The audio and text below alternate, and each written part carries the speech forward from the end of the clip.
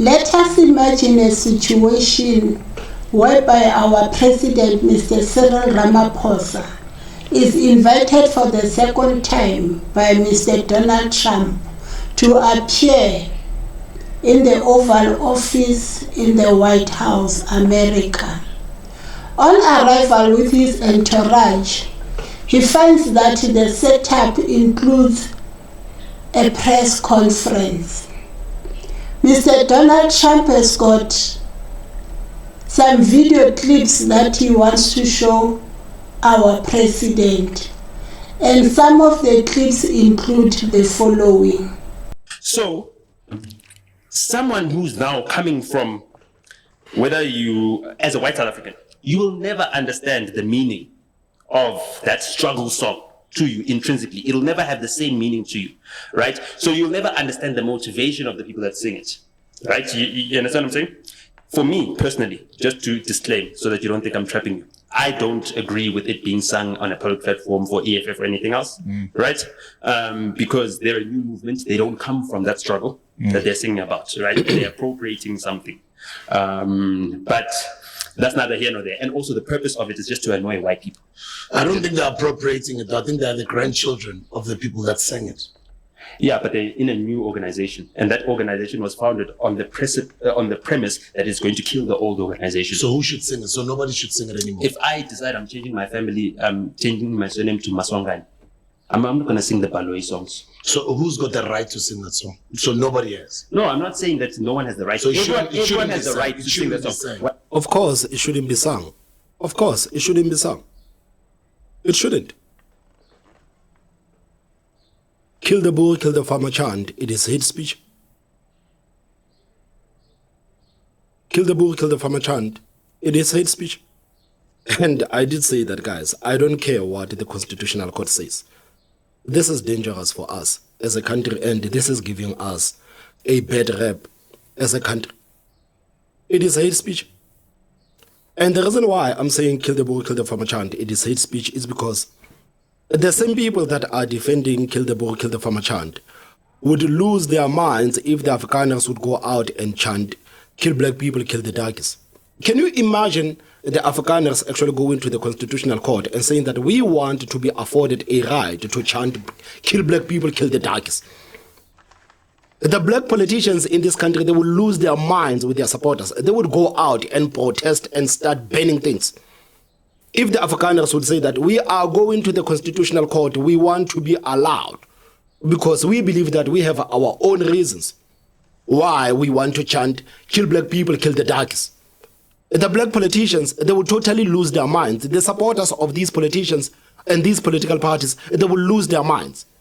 And that alone actually shows you that kill the Boer, kill the farmer, it is hate speech. I mean, this guy over here, Ronaldo Host, this guy was hounded by the Human Rights Commission. This guy was hounded by the Human Rights Commission for saying what I'm saying right now. Luckily, I'm black. They cannot come to me and try to do what they did to Ronaldo. If the Afrikaners would chant kill black people, kill the darkies, the same people will lose their minds. Just look at the DJ's boo here. Over here, this man, he's angry at the thought that kill the Boer, kill the farmer chant should not be sung. Like, he's totally angry. Like, how can you even try to insinuate that this thing should not be chanted? We need to go out and chant kill the Boer, kill the farmer chant because we are the grandchildren of the people that used to chant kill the Boer, kill the farmer chant. I mean, guys, this chant has no place in modern day South Africa. A lot of people from the police, they are, if I was a criminal, I would probably attack people that are further, you know? And yes, I don't like what I see. I don't like the fact that they are being murdered. I don't like the fact that some of it is super brutal, but there still is no white genocide. I'm very happy that they mentioned Julius Malema. Yes, it was embarrassing, but I'm very happy with that whole show that took place because I hope that because of what has happened, something will finally be done about Julius Malema. This excuse that the kill the Boer, kill the farmer song is being sung because it's part of our heritage or our history, that is nonsense. That is rubbish. Because bit by bit, hearing it every single day, that is desensitizing certain people from the idea of killing a Boer or killing a farmer. That is rubbish. We cannot ignore the effect that that is having in the lives of people. Right? And hopefully something will be done. Something needs to be done. We need to stand up. If the government is not going to stand up, we together as the citizens need to say that this is wrong. Just imagine if white people started singing some songs that the National Party had. I don't know the songs, but if they started singing those songs, I know that a big story was going to be on the news every single day. But every time Julius Malema sings that song, there's some or other excuse of, nah, he doesn't really mean it. The fact is, Julius Malema is one of those people who do mean to kill white people, in my opinion. He has said it over and over about slitting throats and all of that. The evidence is there regarding him, and he has a huge following. We cannot ignore that. He's a dangerous guy. He's a divisive guy. He's a guy that should be removed from even the ballot if it was possible. And that song needs to be dealt with. Yeah, well, it was dealt with in Cyril Ramaphosa's unique fashion, where he said it's fine, it is just a cultural song, but yet the old South African flag was banned because that was now meant to be an incitement to something. I'd still remember sure how Panyaza was having a big cry and story regarding the orange and blue when many people were fighting against or protesting against the Bill Bill, and he was like, "Oh, orange and blue, that's a sign of they're taking us back," and all of that. That was the fact that he could do that, but kill the Boer is something else. It just shows their hypocrisy and the double standards. And we need to come to a place, if we are ever going to realize a rainbow nation, we need to stop with the double standards, which BEE is one of those. No. There are many more videos with comments responding to this song post the White House meeting. How do we expect our president to respond? Mr. Donald Trump could be boasting, telling our president to say, even black South Africans are unhappy. They feel you are not arresting the people who are singing this hateful type of a song. Please note, this discussion is not meant to judge or criticize people who have responded to what was discussed in the White House. The actual point for me is the fairness of the timing of us responding to this song. Does it mean it took Mr. Donald Trump to make us realize we were just ignoring the pain related to politicians singing this song?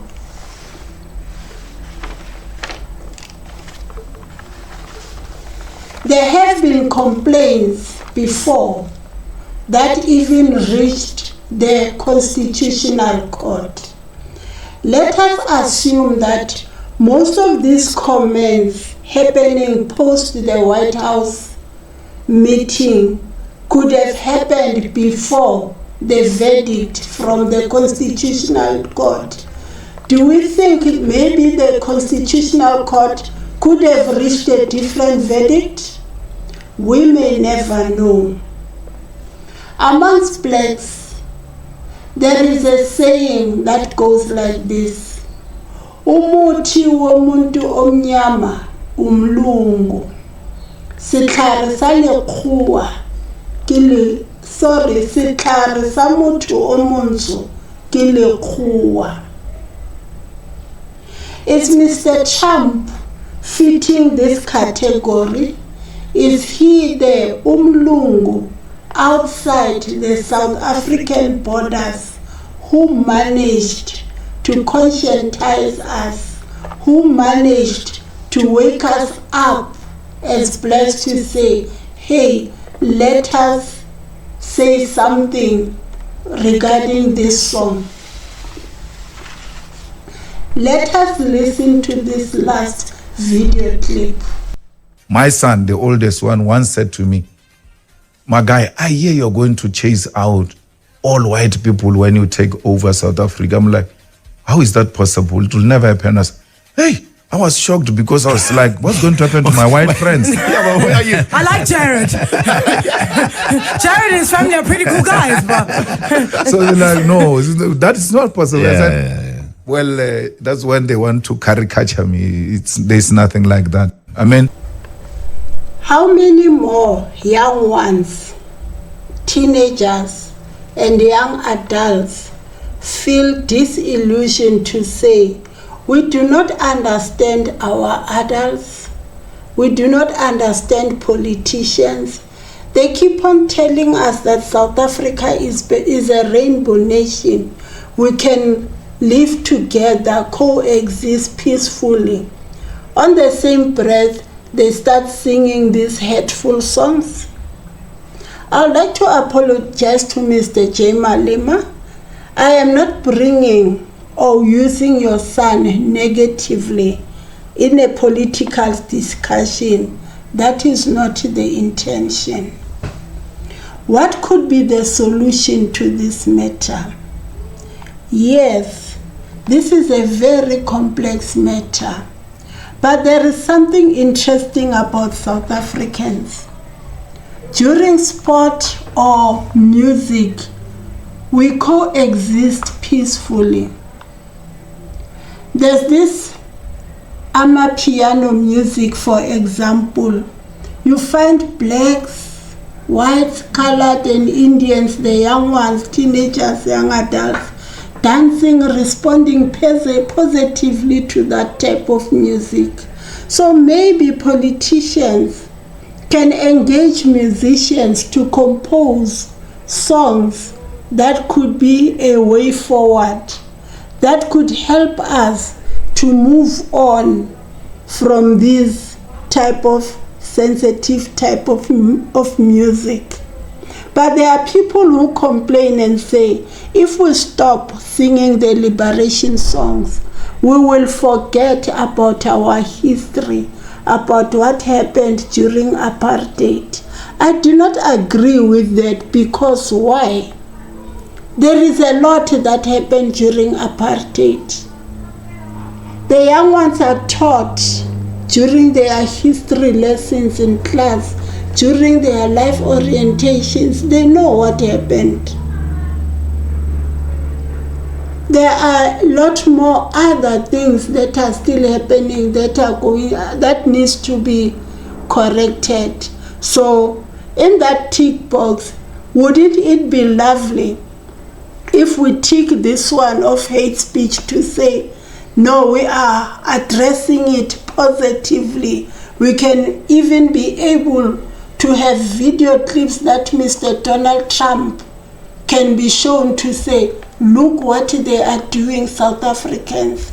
After all, when we transitioned from apartheid to democracy, as South Africans, we were faced with a lot of challenges, but we did very well, because despite the pain, the tears, we managed to avoid a full-blown civil war.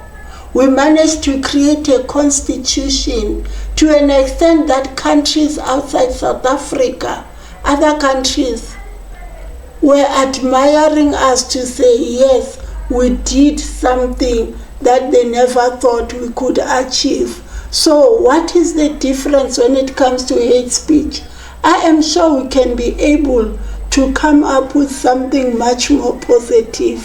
What we need is for our politicians maybe to also have a change in their mind frame to say, we keep on reminding these young ones about what we can do to whites in a negative way, yet we mean it differently, because the perception between blacks and white differs to some extent, but it is not helping us. So we need to do better than that. Is this an impossible task? I don't think it is. Politicians could also come up with their own advanced strategies, sell them to the citizens of South Africa. Tell us what they are thinking and allow open platforms for more citizens to also share their own strategies besides the music one, to say, yes, we can overcome this hurdle and do much better. Thank you for tuning in. It is appreciated. I've got a few videos as well that I have posted. I've got one now on the screen about the riots, June 16. The effect, what does it mean now during democracy? What are we teaching the young ones? Because remember, the main issue here is the legacy that we are building for the next generation. I appreciate for having tuned in. Kindly subscribe, share this video, and let us share comments. Thank you very much.